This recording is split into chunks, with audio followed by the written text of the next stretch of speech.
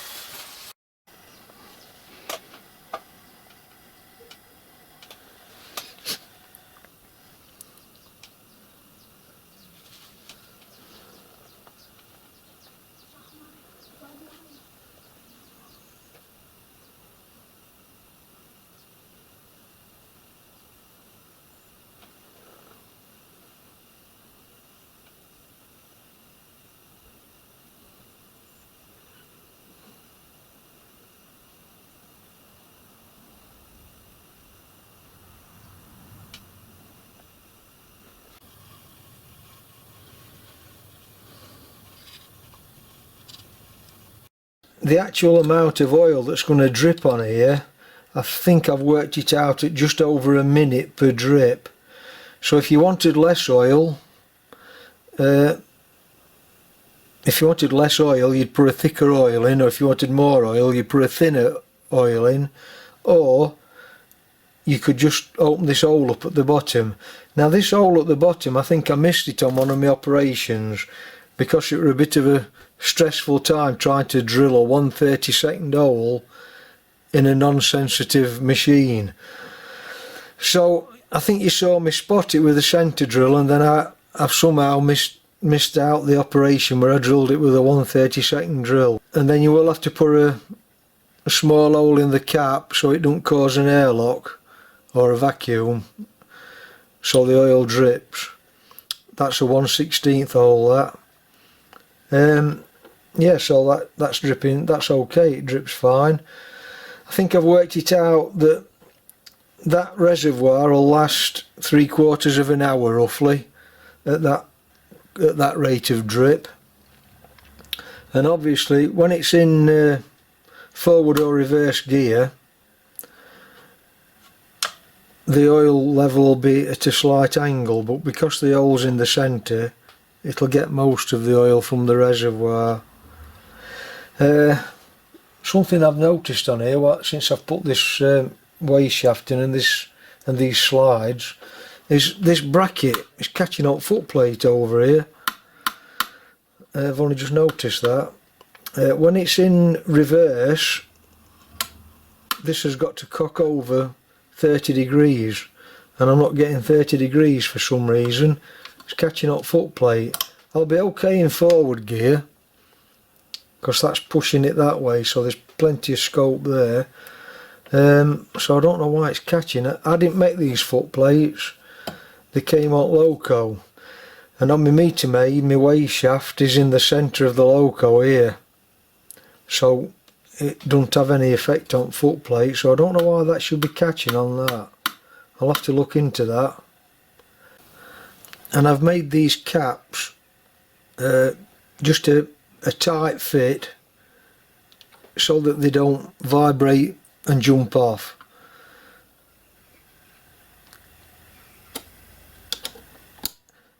And then on the Sweet Pea, the actual saddle tank is more or less in the centre line of the Loco, so there's plenty of room here. I've got a bit more difficulty on my Metre Maid because I've put saddle tanks on and they're a bit lower down, so I've not actually tried these yet on my Metre Maid, but that'll be my next job. But on this Sweet Pea there's plenty of room to get these caps off. Yeah. Anyway, like I said, it's only a prototype. I've not actually put it into practice yet, so I'll do an update when I've tried it. Well, I think that's it for this part then. I'll move on to the next part at Loco build next. I think it's part 16 next. So if you found that useful and interesting, give me a thumbs up and a subscribe, I'd appreciate that. And I'll catch you next time then. Thanks for watching. Bye for now.